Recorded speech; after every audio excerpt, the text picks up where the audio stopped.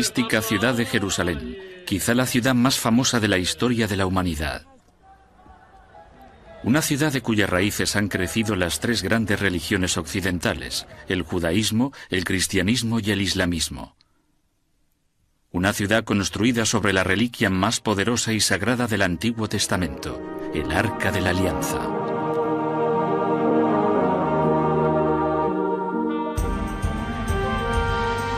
El Arca Perdida.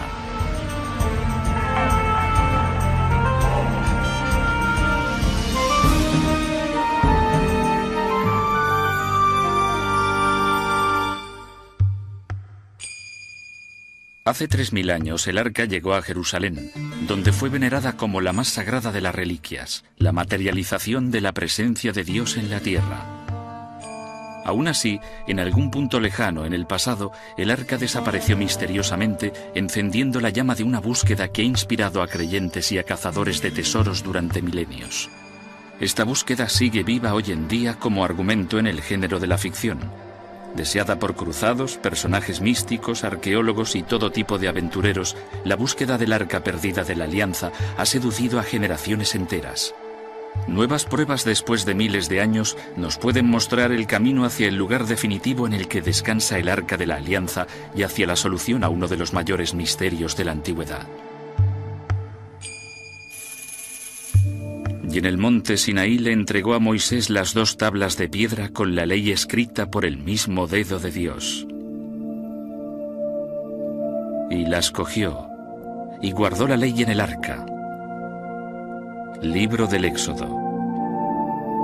El Arca de la Alianza, el recipiente sagrado que contenía las tablas originales con los 10 mandamientos, era, según la historia bíblica, el objeto más hermoso y poderoso del mundo. Tenía 2,5 codos de largo, 1,5 de ancho y 1,5 de alto. Construida en madera de acacia, estaba recubierta por dentro y por fuera del más puro de los oros. En su tapa dorada reposaban 2 querubines enfrentados en silenciosa vigilia. El arca fue construida por los hebreos a los pies del monte Sinaí, y es el objeto descrito más detalladamente del Antiguo Testamento. Los planos, según Moisés, venían directamente de Dios. Entre las 2 figuras de la parte superior del arca, Dios se comunicaba con los sumos sacerdotes en forma de una gran bola de humo o de fuego. El arca era la prueba irrefutable, la señal y el sello de la presencia de Dios en la tierra. Tenía poderes legendarios: detener el curso de los ríos, derribar montañas, infligir enfermedades o destruir ejércitos. El Antiguo Testamento cuenta cómo durante la campaña de Josué para conquistar la ciudad de Jericó, el arca iba a la cabeza de su ejército. Durante 6 días, un grupo selecto de sacerdotes marchó alrededor de la ciudad llevando el arca con ellos. El 7º día finalizaron la 7ª y última vuelta, y al son de las trompetas de los sacerdotes, las murallas de Jericó se vinieron abajo. En más de 200 referencias, el Antiguo Testamento describe detalladamente los extraordinarios poderes del arca. Durante cientos de años, los hebreos la llevaron consigo en su caminar por el desierto. Cuando el rey David llegó al poder en el siglo XI a.C., llevó el arca a un lejano poblado en el monte Moriah. En su cima había una gran roca plana sobre la cual planeó construir un templo para el arca. Sin embargo, David murió antes de poder materializar su idea, y la empresa recayó sobre su hijo, Salomón, que reinó de 970 a 931 a.C. aproximadamente. Durante el reinado de Salomón, Jerusalén se convirtió en el centro de la vida política y religiosa de Tierra Santa. En el corazón de la ciudad estaba el templo que este rey construyó para albergar el Arca de la Alianza. Esta permaneció en el templo hasta algún tiempo después del año 900 a.C. Entonces desapareció misteriosamente. Prácticamente no se vuelve a mencionar en la Biblia. ¿Cómo pudo desaparecer el objeto más importante del mundo occidental sin dejar rastro o ni siquiera referencias de haber desaparecido? ¿Y dónde se encuentra el Arca de la Alianza en la actualidad? Jerusalén tiene un carácter espiritual. Atrae a peregrinos de todo el mundo. En la época medieval se pensaba que era el centro del universo. Durante milenios ha sido literalmente el centro de todas las religiones occidentales. Una ciudad que fue fundada con un propósito: albergar el Arca de la Alianza. En la actualidad se está llevando a cabo un estudio sobre los restos del antiguo Jerusalén por parte de arqueólogos como Gideon Avni, miembro de la Autoridad de Antigüedades de Israel. El templo que el rey Salomón construyó hace unos 3000 años se situaba justo detrás de mí. Estos escalones que veis aquí son más o menos los mismos que construyó el rey Salomón. Hoy en día sabemos incluso la posición exacta en la que el rey Salomón construyó el primer templo y que en algún lugar en el perímetro del monte del templo había un gran edificio en el que se guardaba el Arca de la Alianza. Según el Libro de los Reyes, la construcción del primer templo empezó alrededor de 966 a.C. Su arquitectura y diseño eran más grandiosos y elaborados que los de cualquier precedente. En el patio interior había un altar de sacrificios y una pila que pesaban cerca de 30 toneladas.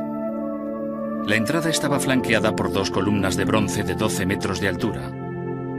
Tras las doradas puertas de madera de olivo se encontraba la morada del arca. Lo más sagrado de entre lo sagrado, con las paredes y el techo revestidos y remachados de oro puro. El arca fue definitivamente trasladada a lo que sería su emplazamiento permanente en el Templo de Salomón alrededor del año 955 a.C.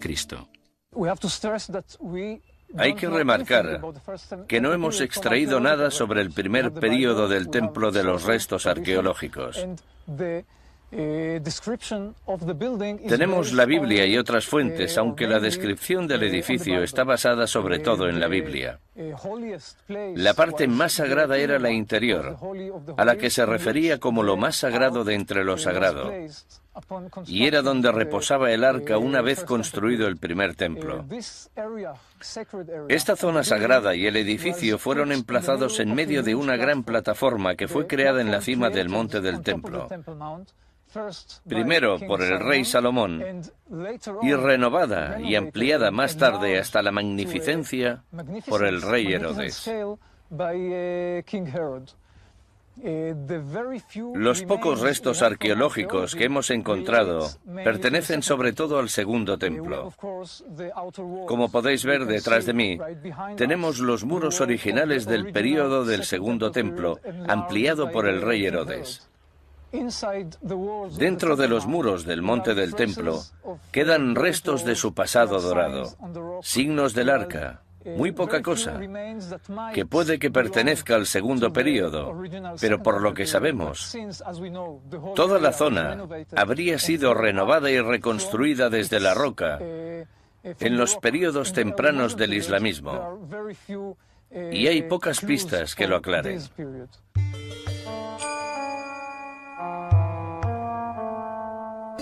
Según el Antiguo Testamento, el arca sagrada solo era sacada del templo una vez al año por el sumo sacerdote del Yom Kippur en el día de la expiación. En la actualidad, durante el Yom Kippur, en la cima del monte del templo suena una plegaria bien diferente. Bajo dominio musulmán ininterrumpido durante 1300 años, la mezquita de la Roca y de Al-Aqsa ocupan el emplazamiento del templo original.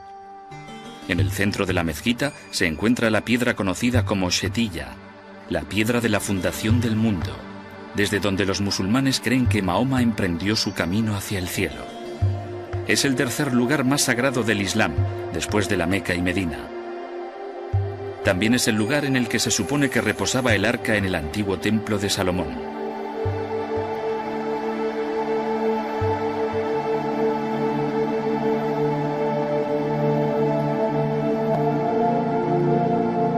Durante años, la única parte del monte a la que los judíos tenían acceso eran estas largas piedras que formaban parte del muro del oeste del segundo templo. A solo un paso de la mezquita de la Roca, este constituye el lugar más sagrado del judaísmo. A pesar de sus diferencias, el judaísmo, el cristianismo y el islamismo tienen un elemento en común: todos adoran a un solo Dios. Y el concepto de ese Dios estaba materializado al principio en el Arca de la Alianza. Su poder domina los primeros libros del Antiguo Testamento, aunque tiempo atrás el Arca se desvaneció inexplicablemente. Durante más de 2000 años de búsqueda se han tejido decenas de leyendas y teorías en torno a su desaparición. Mayoritariamente, se cree que el Arca desapareció en un momento de crisis, bien capturada por trofeo por un ejército conquistador o bien escondida en algún paraje secreto por sacerdotes del templo. El primero de tales momentos fue a finales del siglo X a.C., durante una invasión del faraón egipcio Shishak. De hecho, es sobre la teoría de Shishak sobre la que se basa la película En busca del Arca Perdida. En ella se descubre el arca en la ciudad perdida de Tanis, la capital de Egipto durante el reinado de Shishak. Sin embargo, esta teoría no cuenta con el apoyo de los expertos, quienes afirman que el ejército de Shishak nunca llegó a entrar en Jerusalén. Los historiadores sostienen que se pagó un tributo al faraón para mantenerlo fuera de la ciudad y que ciertamente dicho tributo no incluiría el más preciado y sagrado de los tesoros del templo. Si el arca fue sustraída, la teoría con mayor fundamento es que fue desmontada cuando los babilonios conquistaron Jerusalén en el año 586 a.C. Según el Antiguo Testamento, el líder babilónico Nabucodonosor y su ejército destruyeron el templo sagrado de Salomón y enviaron a los israelitas al exilio. La suerte del arca podría yacer en las actuaciones de los antiguos conquistadores, tal y como explican arqueólogos como Aaron Meir, miembro de la Universidad Hebrea de Jerusalén y de la Autoridad de Antigüedades de Israel. Lo primero que hacían los conquistadores cuando capturaban una ciudad era saquear los templos. Lo hacían por dos razones. Primero, si tenían el control del templo y desacreditabas al dios de la ciudad, era una muestra muy clara de quién mandaba. Y segundo, los tesoros se guardaban en los templos, y si la descripción del arca que aparece en la Biblia tiene algo de verdad, se trataba realmente de un objeto extremadamente valioso. Si me preguntas qué pudo pasar, a no ser que algún sacerdote con mucha determinación consiguiera llevarse el arca y esconderla en otro lugar, seguramente los babilonios se hicieron con ella, se la llevaron a los palacios de Babilonia y o bien la guardaron allí como un trofeo, o bien la fundieron e hicieron otros objetos de oro con ella. Sin embargo, hay un hecho del que no cabe la menor duda. Existen registros detallados de todos los tesoros que fueron sustraídos del templo y llevados a Babilonia, pero el arca no se encuentra en ninguno de ellos. Cuando los hebreos volvieron a Jerusalén en el año 583 a.C., iniciaron la construcción de un segundo templo, aunque no se menciona que el arca fuera reubicada en este nuevo santuario. A partir de este momento, no se vuelve a hacer referencia al Arca de la Alianza en las escrituras del Antiguo Testamento. La creencia de que el arca fue rescatada y escondida en una cámara secreta se ha convertido en el pilar fundamental de una búsqueda que se ha prolongado durante siglos.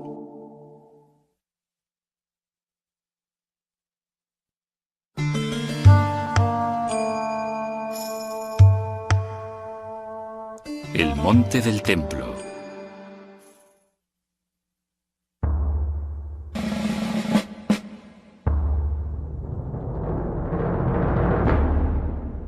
Hace casi 1000 años, las cruzadas cristianas recuperaron el control de Jerusalén de manos de los musulmanes que habían tenido el dominio de la ciudad desde el siglo VII. En el año 1119 de nuestra era, un grupo de 9 nobles franceses que se hacían llamar los Caballeros Pobres de Cristo y del Templo de Salomón llegaron a Jerusalén. Se establecieron en la cima del monte Moriah, donde se había alzado en el pasado el Templo de Salomón. Los caballeros sostenían que su misión en Tierra Santa era mantener libre de bandidos el camino hacia Jerusalén. Sin embargo, raramente abandonaban el monte del templo, y en cambio comenzaron a cavar. Desde fuera de la mezquita de Al-Aqsa, los cruzados empezaron a excavar en la cueva natural que yacía debajo de la roca sagrada. La cueva, según la tradición islámica, se conocía como el Pozo de las Ánimas, un pasadizo que conducía a las entrañas de la tierra y que llevaba supuestamente a un tesoro custodiado por demonios. Los templarios estaban buscando el Arca de la Alianza. El Arca habría proporcionado a los templarios un gran poder político en aquel momento histórico.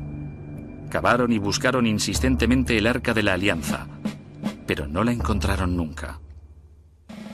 En 1126, los caballeros templarios regresaron a Francia sin la preciada reliquia. Sin embargo, quizá descubrieron algo igualmente valioso. El tesoro de Salomón que hallaron no fue el arca, sino un conocimiento sobre arquitectura que inspiraría una nueva y revolucionaria corriente, el gótico. En épocas más recientes, los arqueólogos israelíes han descubierto la salida de un túnel que excavaron los templarios. El túnel se extiende por debajo del monte del templo, pero debido a las restricciones impuestas por las autoridades musulmanas no ha sido explorado. Quizá nunca se sepa lo que hay al final de esta excavación del siglo XII.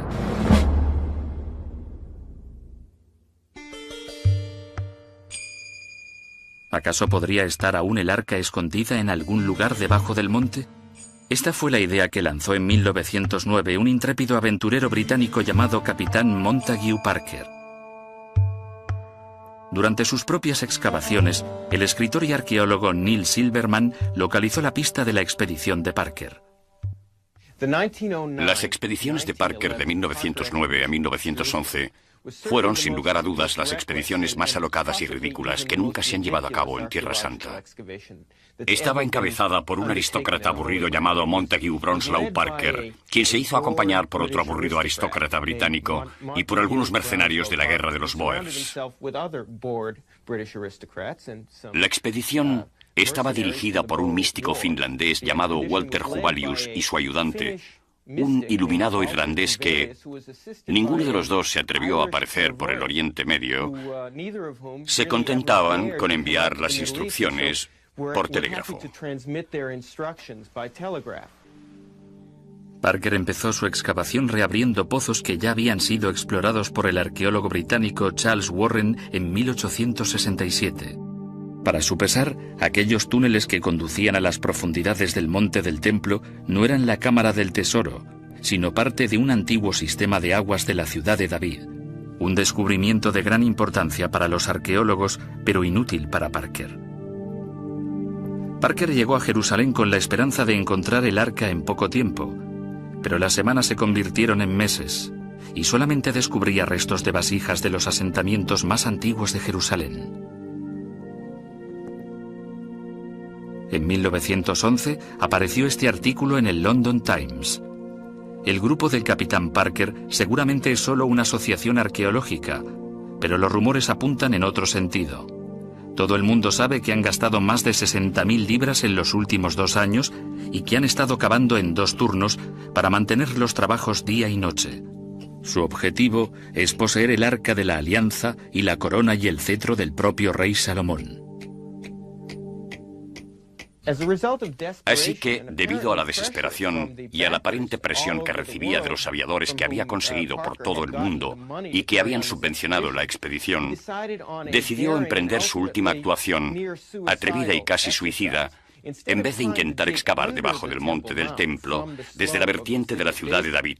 Sobornó al gobernador otomano de Jerusalén para que lo dejara entrar a la mezquita de la Roca para excavar bajo la piedra y el santuario más sagrados del Islam. Los trabajos se realizaron unas cuantas noches en secreto, hasta que, por uno de esos accidentes que hacen historia, un fiel inesperado llegó a la mezquita de la Roca en mitad de la noche y descubrió a aquel inglés vestido de árabe y corrió inmediatamente la alarma por toda la ciudad. Parker no hizo lo debido. Él y sus hombres hicieron las maletas apresuradamente y salieron hacia la ciudad portuaria de Jaffa. Para cuando hubieron llegado a la costa, los mensajes de telégrafo ya informaban de que había disturbios en Jerusalén. La violencia se extendía a las zonas rurales a la vez que llegaban rumores de que unos infieles habían robado la corona y el anillo de Salomón, la espada de Mahoma y el Arca de la Alianza. Parker y sus hombres consiguieron embarcarse en un barco privado que había anclado en el puerto y escapar de la situación. La historia llegó rápidamente a todos los periódicos y Parker se convirtió en una persona non grata en todo el mundo. Esta expedición no consiguió nada en realidad, más que revueltas y un sentimiento de rechazo hacia los arqueólogos occidentales. El proyecto de Parker ha pasado a la historia como un gran fracaso y como algo que ha apartado la arqueología de Palestina durante décadas. Para satisfacer las demandas de sus avaladores, Parker decidió volver a Jerusalén. En octubre, volvió a tomar rumbo a Jaffa a bordo del mismo barco en el que se había escapado, pero varios amigos le avisaron de que estaría en grave peligro en el momento en que pusiera un pie en tierra firme, por lo que dio media vuelta.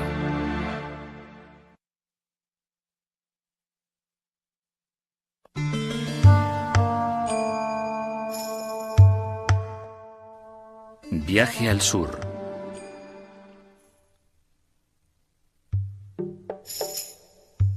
En 1989, un periodista británico llamado Graham Hancock hizo una declaración que sacudió al mundo.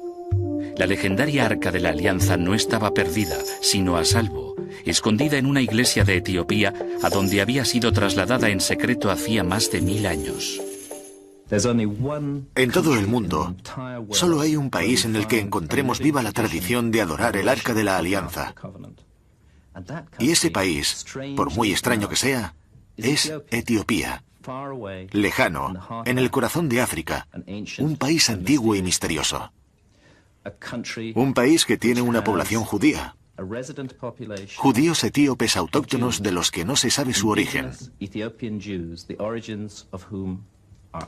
Ningún estudioso ha sido capaz de explicar de manera satisfactoria ni siquiera cómo llegó el judaísmo a Etiopía, ni cuáles son sus orígenes.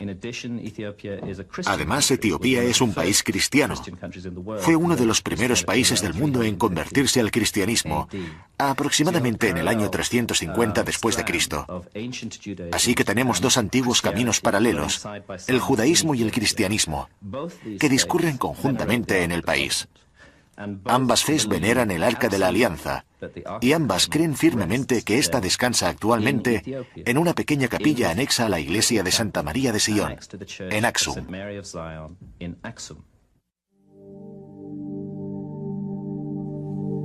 Pero si el arca ha estado en Etiopía todo este tiempo, ¿cómo es que el resto del mundo no se ha dado cuenta de ello? Puede que parte de la respuesta esté en la leyenda de cómo el arca llegó a Etiopía desde Israel. La Biblia narra que en tiempos de Salomón, Jerusalén era visitada por la misteriosa reina de Saba. Los etíopes creen que era reina de su país.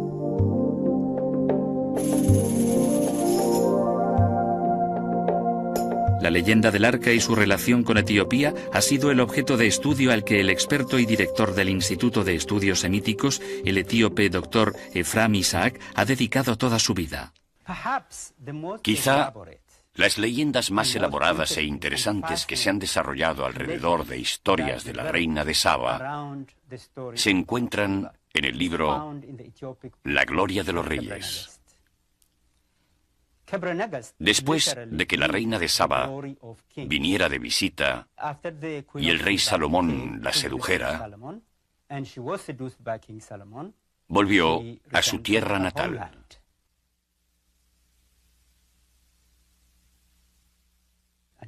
Y se quedó embarazada.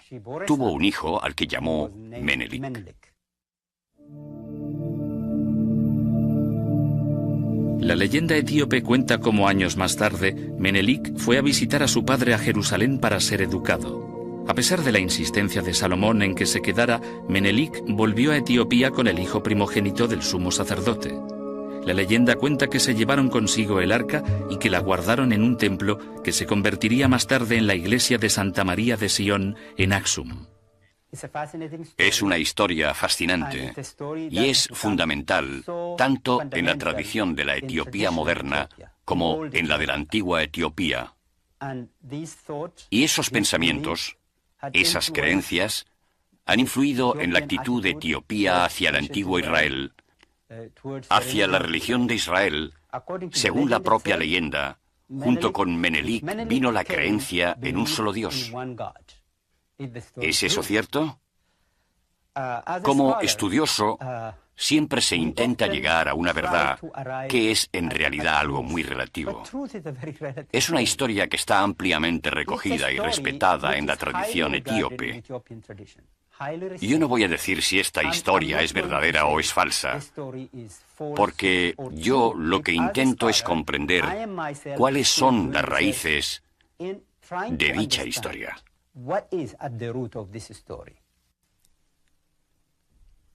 Esta fue la primera leyenda que Hancock encontró como corresponsal del Economist en el este de África en 1983. Hay graves problemas con esta leyenda. Axum no existía en tiempos del rey Salomón. En ese lugar no había nada. Axum no se edificó hasta el siglo V. Es decir, es una ciudad antigua, pero no lo suficiente como para haber albergado el arca en la época del rey Salomón. Cuando di con ese dato, empecé a replantearme el tema como un conjunto y empecé a analizar todo lo concerniente a Etiopía. Y conforme lo hacía, me iba dando cuenta de que esto encerraba un gran misterio. La primera pregunta que se hizo Hancock fue exactamente, ¿había desaparecido el arca? El arca no fue robada del templo de Salomón cuando éste gobernaba, y no fue traída a la ciudad de Axum, en Etiopía. Primero porque Axum no existía, y segundo porque si estudias la Biblia detalladamente como lo he hecho yo, si aplicas un programa informático a la Biblia para buscar no solo referencias directas al Arca de la Alianza, sino también indirectas, se obtiene un resultado muy interesante. Y es que el Arca de la Alianza todavía se encontraba en el Templo de Salomón en el año 701 a.C., 200 años o incluso más después del reinado salomónico. Yo particularmente no tengo ninguna duda sobre el resultado obtenido por ordenador. El arca estaba en el templo en el año 701, pero no lo estaba en el año 626 a.C. Y para mí, esta fue la primera pieza de un rompecabezas gigante a la hora de resolver lo que pasó realmente con el Arca de la Alianza. Hay un vacío de 80 años durante el que nuestra arca desapareció del templo. Estaba allí en el 701, pero no lo estaba en el 626. ¿Qué pasó? ¿Sucedió algo en ese periodo de 80 años que pudiera explicar la desaparición del Arca de la Alianza?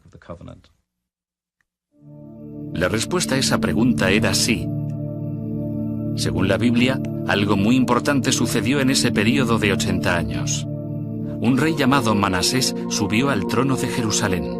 Manasés hizo algo inconcebible que pudo ser la causa para sacar el arca de Jerusalén: convertir el templo de Salomón al culto pagano, instalando una figura pagana en lo más sagrado. Es en torno al año 650 a.C. El Arca de la Alianza fue trasladada del templo por sacerdotes que eran fieles a la antigua fe judía y que no podían permitir que el arca se quedara en un edificio que también contenía un ídolo pagano. Se la llevaron. Y lo que yo he establecido es que se la llevaron fuera de la tierra de Israel para evitar el riesgo de que se contaminase con los pecados de Manasés. Pero, ¿a dónde se la llevaron? Los devotos sacerdotes pudieron haberse llevado el arca a la isla Elefantina, enfrente de la moderna ciudad de Asuán, en el río Nilo. En Elefantina emerge otro gran enigma arqueológico. Allí se construyó un templo judío alrededor del año 650 a.C., exactamente en la época que Hancock señala para el traslado del arca desde el templo de Salomón en Jerusalén.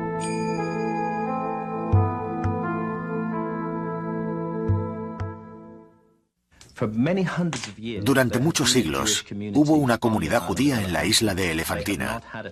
No tenían templo, ya que ninguna comunidad judía de fuera de Jerusalén tenía.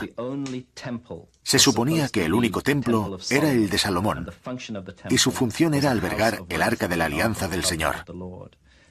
Pero misteriosamente, al mismo tiempo que el arca desaparece del templo de Salomón de Jerusalén, se construye un templo judío en Egipto, en la isla de Elefantina, con la misma función, albergar el Arca de la Alianza.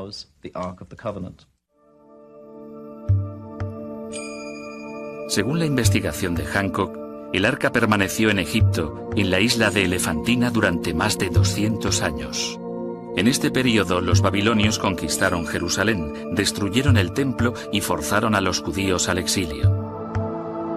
Cuando los israelitas volvieron para construir el segundo templo, la fe judía había cambiado. El arca ya no era la materialización de Dios. Por contra, ésta se había convertido en un símbolo innecesario para alabar a una deidad invisible y omnipresente. Ya no era necesaria la presencia del arca, aunque, como es de suponer, no fue olvidada. Y aquí viene otro enigma. ¿Qué pasó con los judíos que vivían en la isla de Elefantina? Una comunidad ingente. Se desvanecieron sin dejar rastro en la historia. No hay pruebas de que fueran masacrados. Simplemente parece ser que hicieron las maletas y se fueron. Y pienso que eso es exactamente lo que hicieron. Recogieron sus bártulos y se fueron llevándose el Arca de la Alianza consigo, sin ir hacia el norte, donde había un Egipto hostil, ni volviendo a Jerusalén, que ya los había olvidado, sino yendo hacia el sur, siguiendo el Nilo hasta las fuentes del Nilo Azul, que es el lago de Tana, en las montañas de Etiopía. Allí fue donde se llevó el arca en torno al año 410 a.C., cuando desapareció el culto judío de Elefantina. Y aquí es también donde entra en juego otra pieza de este rompecabezas, ya que en el lago Tana, en Etiopía, en una isla llamada Tanakirkos, encontré una variante muy interesante de la tradición mayoritaria de la leyenda de Salomón, Saba y Menelik. En la isla de Tanakirkos se encuentra en la actualidad un antiquísimo monasterio cristiano cuyos monjes todavía recuerdan su pasado judío. Cuentan que el Arca de la Alianza fue llevada a la isla y que permaneció allí durante 800 años. Estas son las elevadas piedras del altar que supuestamente se utilizaban para hacer sacrificios ante el arca. En esta isla, el arca era el centro de un grandioso culto judío al Antiguo Testamento, y quizá en dicho culto se encuentren los orígenes de los judíos etíopes, los falashas, que continúan practicando una forma primitiva del judaísmo. ¿Qué ha pasado después de 800 años? Etiopía se convirtió al cristianismo y el rey cristiano llegó con sus fuerzas a Tanakirkos. Se llevó el arca a Aksum y la ubicó en la iglesia de Santa María de Sion, donde ha estado desde entonces. Aunque parezca mentira, el arca es el punto central de los ritos cristianos de Etiopía. Todas y cada una de las 20.000 iglesias etíopes contienen una réplica del Arca de la Alianza. Todas se consideran sagradas por su relación con el Arca de la Alianza que descansa en Aksum. ¿Se ha descubierto el arca finalmente?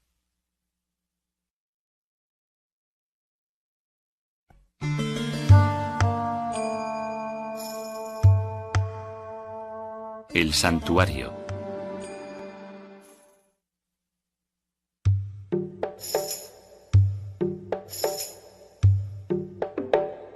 Lo crea o no lo crea el resto del mundo, los etíopes están convencidos de que durante siglos la única y verdadera Arca de la Alianza ha estado en esta pequeña capilla de Aksum.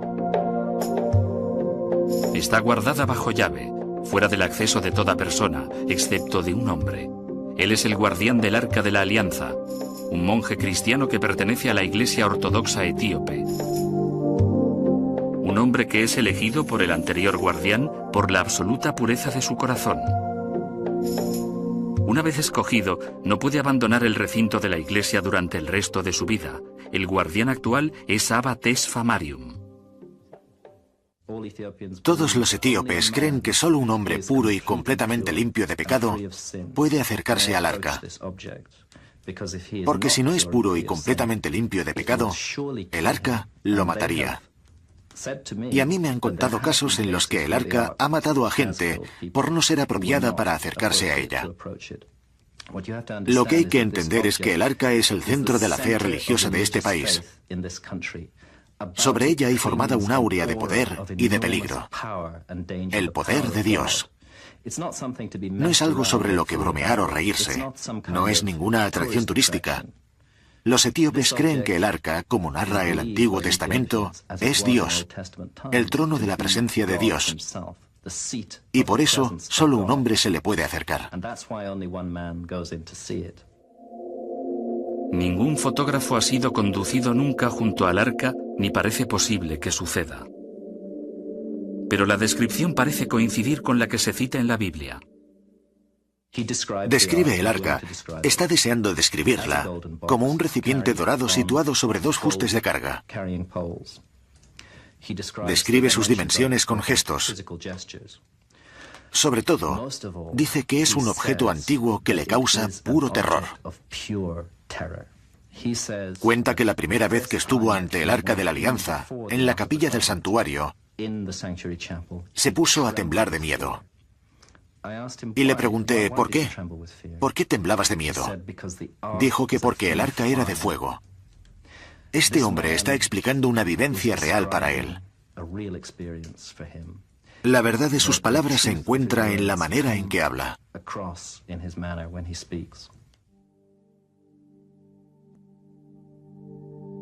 Hancock cree que ha encontrado el arca, pero dar prueba de ello más allá de una duda razonable puede ser imposible. La tradición etíope prohíbe cualquier examen directo. Nunca van a cambiar esa tradición, ni permitirán a nadie entrar en la capilla para ver si el arca se encuentra allí o no. Sería un craso error entrar de incógnito, ya que los etíopes matarían automáticamente a esa persona. No se trata solo de un monje. Él, por supuesto, es la única persona que entra a ver el arca, pero en el complejo monástico de Aksum hay un destacamento militar permanente armado hasta los dientes, que está siempre ahí para asegurarse de que nadie infrinja las normas de seguridad bajo ningún concepto. Lo que ha hecho el señor Hancock es algo fascinante e interesante. Pero como estudioso, tengo que decir que no creo que haya ninguna prueba evidente de que el Arca de la Alianza fuera llevada desde Jerusalén hasta Elefantina. La evidencia circunstancial sugiere claramente que el arca se encuentra en Etiopía. Yo, después de todo, no veo el virus que me causa un resfriado para saber que estoy resfriado. Los síntomas son suficientes para decirme qué es lo que me pasa. Los síntomas aquí, un país entero que venera el Arca de la Alianza, un proceso histórico muy clarificador que lleva el Arca a Etiopía, han demostrado muchas cosas, demasiadas para ser ignoradas. Han mostrado de manera firme que el Arca de la Alianza se encuentre probablemente en Etiopía. Quizá algún día las afirmaciones de Hancock puedan ser probadas. Hasta ese momento, la prueba circunstancial es todo de lo que se dispone para ubicar el arca en Aksum. Para Hancock ya es suficiente.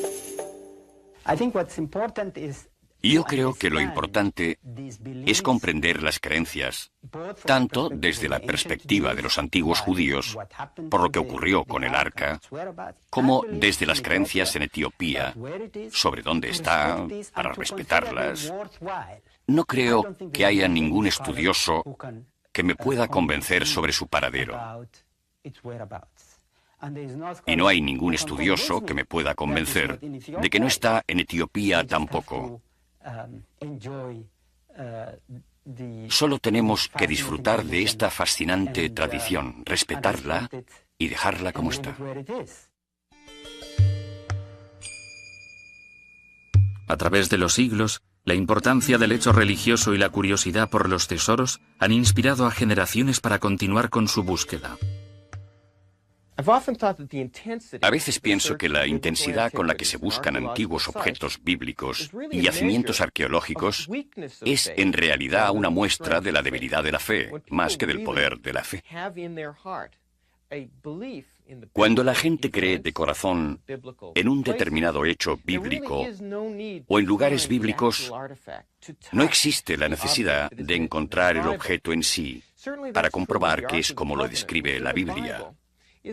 Por lo menos, eso es lo que ocurre con el Arca de la Alianza. que es más bien un objeto simbólico y literario, que representa el poder del Dios israelita, que no un lugar donde tenga que ir nadie para ver que ese recipiente, con unas dimensiones específicas, existe. Y de ahí en adelante, creer firmemente en el arca de la que habla la Biblia. Puede que nunca se encuentre una prueba. Seguirá habiendo gente que piense que el arca está enterrada bajo el monte del templo, a pesar de que las posibilidades de encontrarla parezcan pequeñas. Tal y como están las cosas a día de hoy, nadie va a excavar en el perímetro del monte del templo.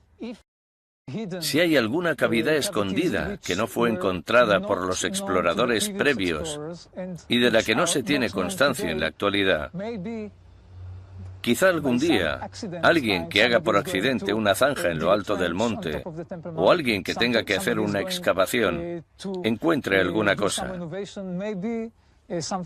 Pero hay muy pocas posibilidades, creo yo.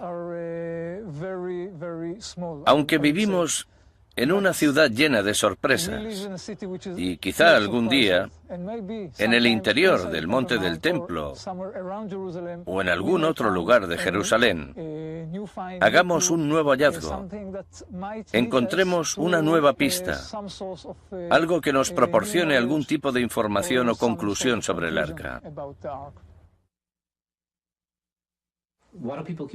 ¿Por qué sigue la gente buscando el arca? Porque es un objeto tan mágico y tan fantástico que para nuestra época moderna, con lo aprendido a través de películas y fantasiosas descripciones, uno puede hacerse una idea de lo que podría ser si todavía existiera. Por supuesto, no hay manera de probarlo. Y hasta que no puedas probar parte del proceso o la existencia real del arca, en realidad puedes decir lo que quieras, que está en Etiopía o que está en un almacén del ejército de los Estados Unidos. De todas maneras, en gran parte pertenece todo al mundo de la pseudoconciencia fantástica.